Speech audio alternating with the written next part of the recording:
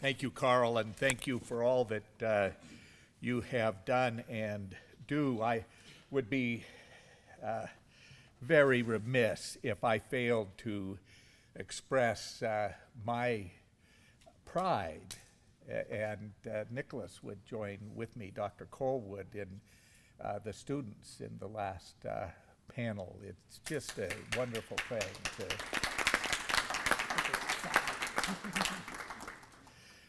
and for them to sit at the same table as Professor Ward and to requite themselves so effectively. That's why we teach. My remarks are entitled Federalism and Liberty in the Madisonian Era. And I'm going to cover a little bit of the same territory that was covered in the prior panel, and then we'll jump to two other periods in Madison's life. After the Revolutionary War, the new nation was, as was noted, governed by the Articles of Confederation, under which the government was weak and the states were the ultimate sovereign.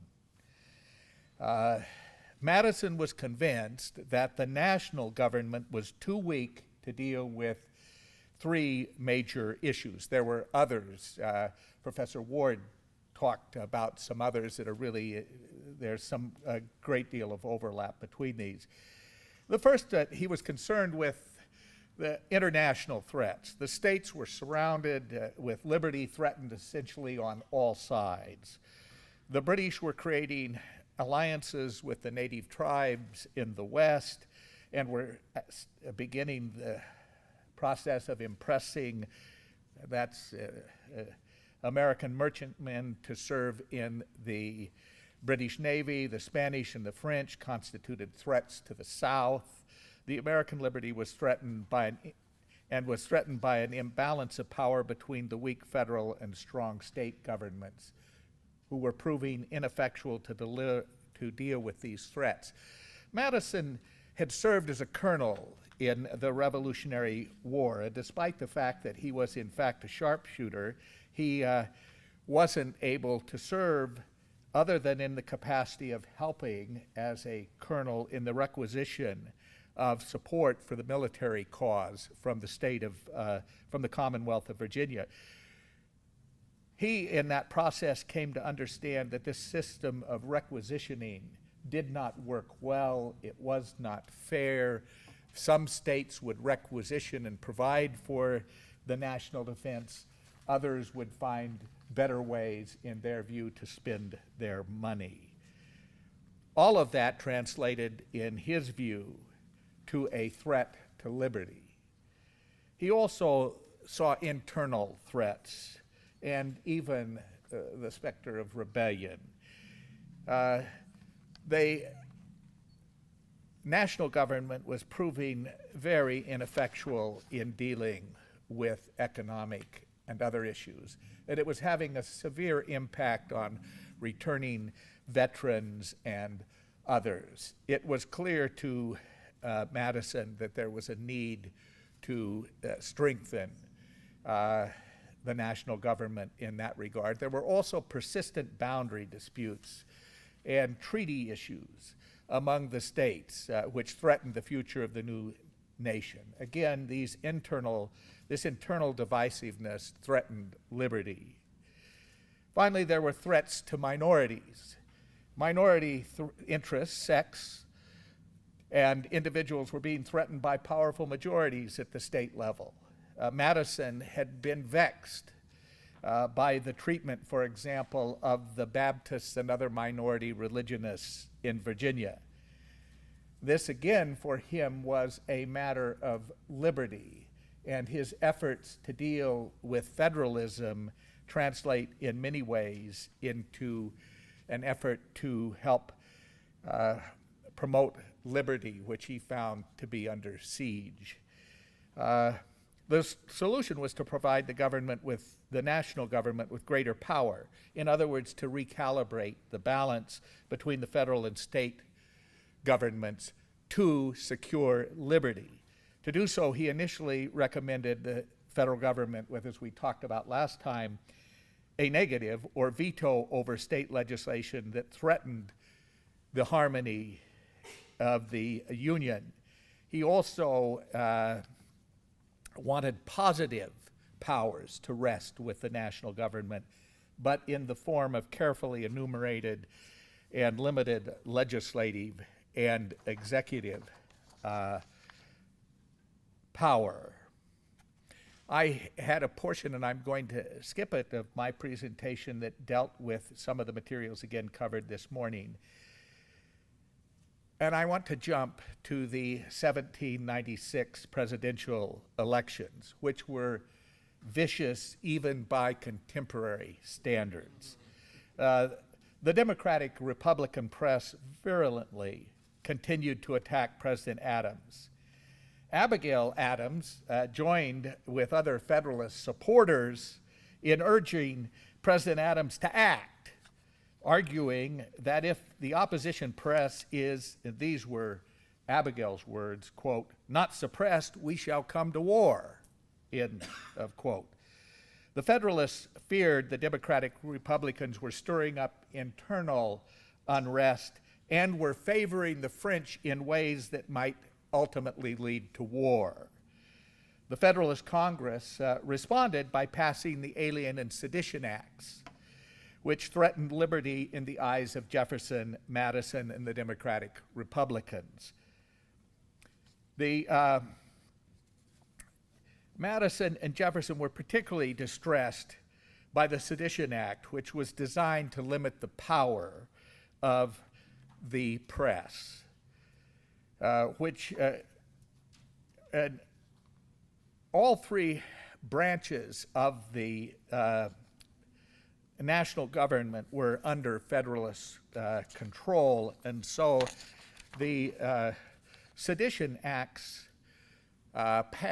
passed easily. They were supported by the president. They were also supported by Ellsworth and the court, though not in a formal opinion. In essence, this attack on what Madison and Jefferson considered to be a first freedom, one of the first freedoms, the freedom of the press, placed the national government under siege. Madison and Jefferson turned to the states as the means of responding to the Sedition Act. Madison was the chief architect and draftsman of the Virginia Plan and Report, and Jefferson largely penned the Kentucky Resolution, in which he argued that the states had the right to nullify national laws that violated the Constitution. Madison was not willing to go so far. He argued that the powers of the federal government are valid only insofar as the national government is authorized by the grants enumerated in the compact, the Constitution, and that in case of a deliberate, palpable, and dangerous exercise of other parties not granted by said compact, the states who are parties thereto have the right and are duty-bound to interpose, so he uses the term interpose as opposed to nullify, to interpose for arresting the progress of the evil and for maintaining within their respective limits the authorities' rights and liberties appertaining to them. Madison then added, quote, the natural rights of the liberty of conscience and of the press cannot be canceled, abridged, restrained, or modified by any authority of the United States. And from its extreme anxiety to guard these rights from every possible attack of sophistry or ambition, having with other states recommended an amendment for that purpose, which amendment was in due time annexed to the Constitution. He's referring to the First Amendment.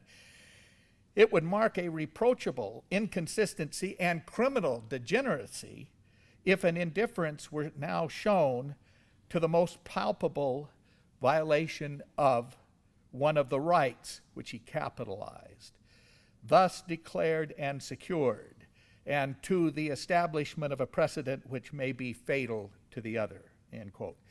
Led by John Marshall, the Federalists quickly responded.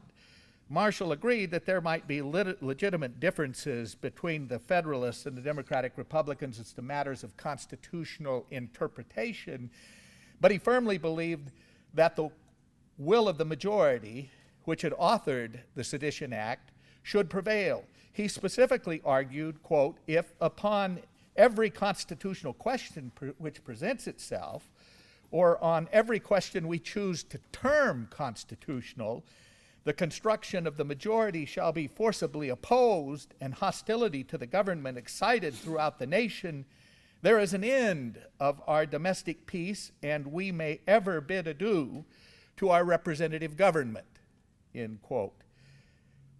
On this point, Madison and Marshall dramatically differed. Madison believed cases under the Constitution and Bill of Rights should be decided in favor of liberty. And Marshall believed that such cases should be decided with deference to the will of the majority.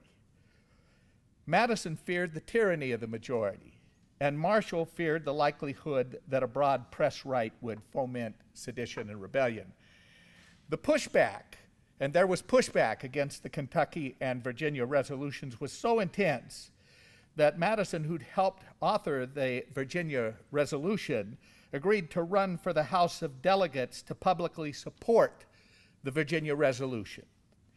The Virginia House of Delegates, in their 1799-1800 session, joined Madison in clarifying the legal and policy arguments that supported the Virginia resolution, and to respond to Federalist mixed characterization of those arguments.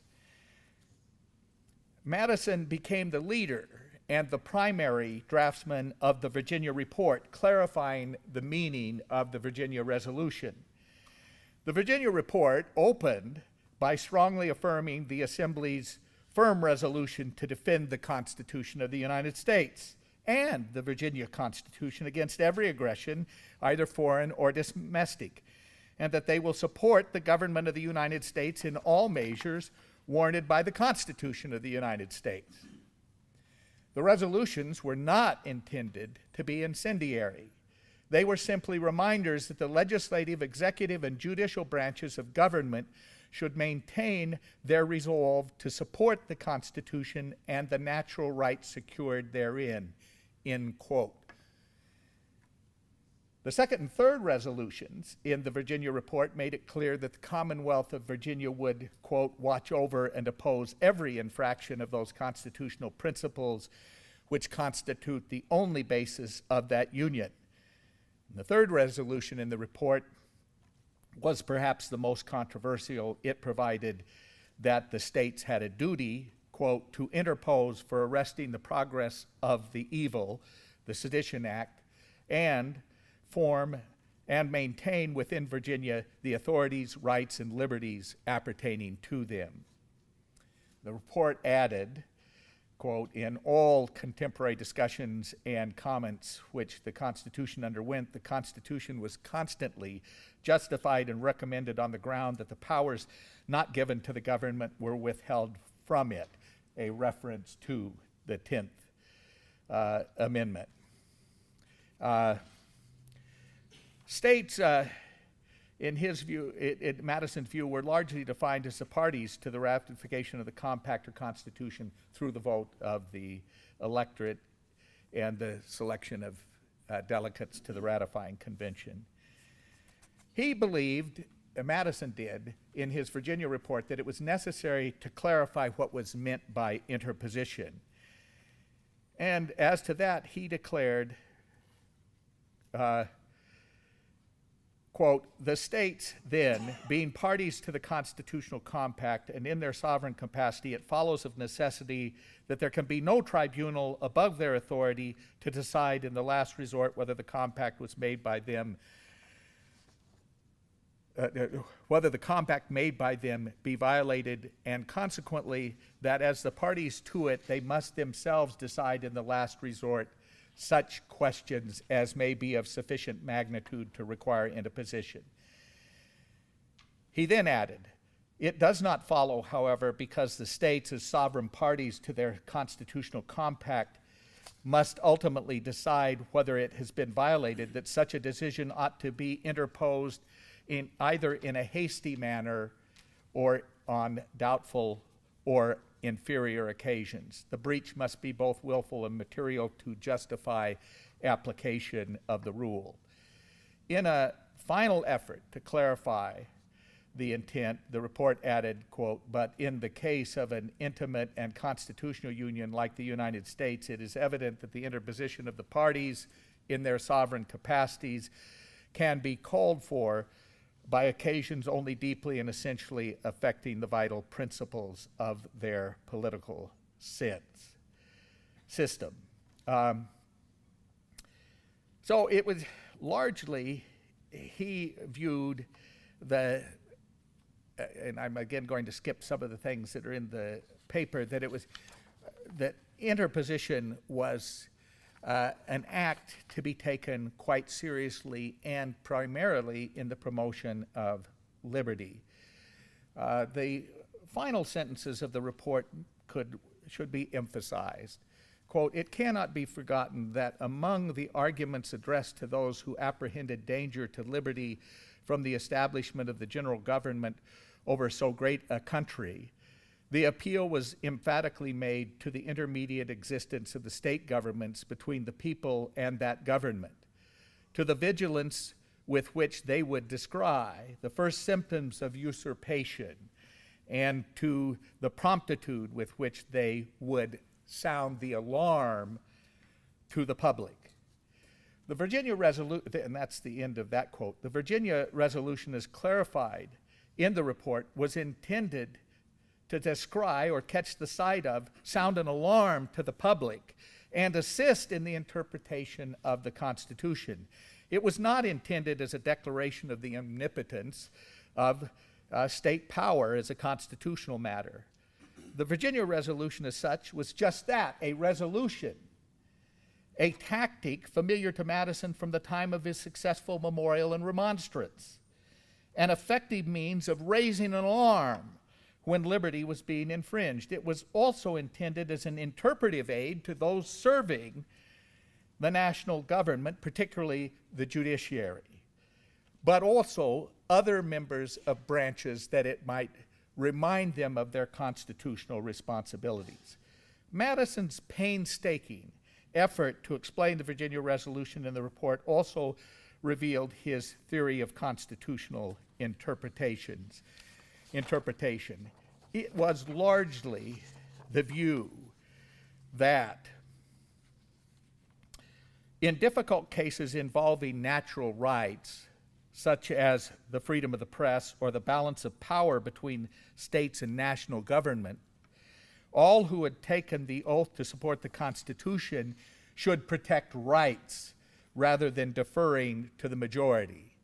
Federalism, like so much of the Constitution, was designed to protect the balance of power between the national and the state governments and to ensure the perpetuation of a union conceived in liberty. The Sedition Act was ultimately ineffectual. In the end, the nation accepted the arguments of the Virginia resolution. When Jefferson became president, the Federalists were more than happy to take advantage of a free press and attack the Jefferson administration. Let me jump from that period to the end of Madison's life. Years later, on December 19th, 1828, a dispute arose regarding the tariff power, and Vice President John Calhoun was a vocal opponent of the tariff on constitutional grounds. His resolution, the South Exposition and Protest, was introduced in the South Carolina House of Representatives. Calhoun's exposition purportedly drew on the nullification and interposition arguments raised in the Kentucky and Virginia resolutions, which he used to defend the right of the states to nullify acts of the national government they believed to be unconstitutional. That, of course, ultimately contributes or leads to, is a factor leading to the Civil War. Madison felt compelled to respond to Calhoun. On the tariff issue, Madison stressed, quote, "The debates contain the most ample proof that manufactures were as much an object as revenue, that such regulations previously existed in particular states and were looked for from the new Congress, that the power was not questioned by any single member, and that the use of it was expressly proposed, not only by Northern members, but particularly by those from Virginia and South Carolina. The people who ratified the Constitution, in short, had accepted that meaning of the tariff power. But more important to Madison was his concern about the expansive way that Calhoun and others were using the principle of nullification and interposition to justify the predominance of state power. In September of 1829, Madison wrote a lengthy defense of his view regarding the tariff, interposition, and nullification in response to the views espoused by supporters of the nullification, including Governor Giles of Virginia and Calhoun of South Carolina. Fearing a breakup of the Union, the very Union he and others had worked so hard to establish, Madison adamantly argued, quote, "In all the views that may be taken of questions between the state governments and general government, the awful consequences of a final rupture and dissolution of the Union should never for a moment be lost sight of. Such a prospect must be deprecated, must be shuddered at by every friend to his country, to liberty, to the happiness of man." He added, quote, For in the event of a dissolution of the Union, an impossibility of ever renewing it is brought home to every mind by the difficulties encountered in establishing it. Madison believed the nation, I'm going to be good. Madison believed that the nation would devolve into alien, rival, and hostile tribes if nullification was accepted and taken to its logical conclusion. With the ardor of the patriot he was, Madison concluded this letter with these memorable words, quote, "The happy union of these states is a wonder, their constitution a miracle, their example the hope of liberty throughout the world. Woe to the ambition that would meditate the destruction of either." And he actually added an exclamation point. That's the end of the quote. In that letter, Madison succinctly clarified what he meant by interposition in instances in which the national government exceeds its constitutional powers and threatens liberty. He said, "Is there no remedy for the usurpation in which the Supreme Court of the United States concur? Yes, constitutional remedies such as have been found effectual." So now he's talking about how do we remedy excesses of national power. He goes on and he says, we can do it through three means. One, remonstrances and instructions. Resolutions, like the Virginia and Kentucky resolutions. Second, recurring elections and impeachments. And third, amendment of the Constitution. Each of these three forms of interposition, while effectual in securing the proper balance between the state and national government, are a far cry from nullification. In a letter dated March 12, 1833 to William Rives, one of Madison's early and most able biographers and a friend, Madison reiterated his support for the supremacy clause, something that he had talked about in Federalist 44. He said, "The words of the Constitution are explicit, that the Constitution and laws of the United States shall be supreme over the Constitution and laws of the several states, supreme in their exposition and execution as well as in their authority. Without a supremacy in those respects, it would be like a scabbard in the hands of a soldier without a sword in it," end quote. Realizing that the Union and liberty were at stake in such matters as evidenced by the nullification movement, Madison then powerfully reasserted the essence of his view of constitutional interpretation.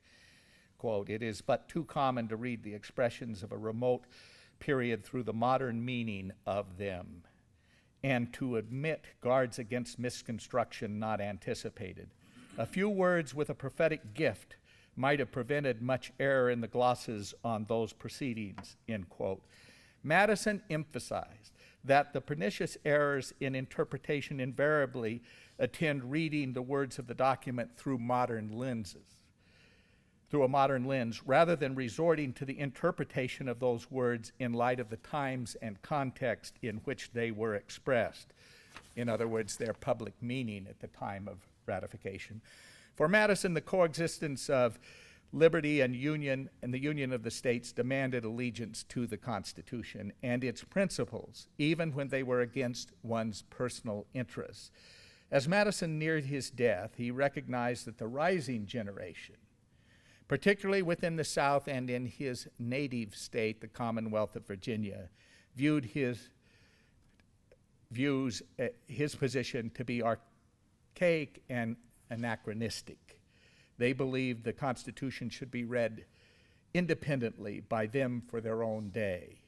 This kind of arrogance was ultimately employed to justify the generation following Madison and their willingness to engage in a bloody civil war. Charles Ingersoll, who is credited with first declaring Madison to be the father of the Constitution, was Madison's final formal visitor, visiting just days before Madison's death. In that meeting, Madison decried once again nullification, again talked about the importance of interposition, that the states would support their balance, but not that independent sovereignty that could lead to nullification. In all that, he feared that the liberty of the Union that was being held together so tenuously was in severe jeopardy. At Madison's death, John Quincy Adams closed his 2-hour-long eulogy with these words, quote, "The voice that stills the raging of the waves and the tumults of the people, that spoke the words of peace, of harmony, of union.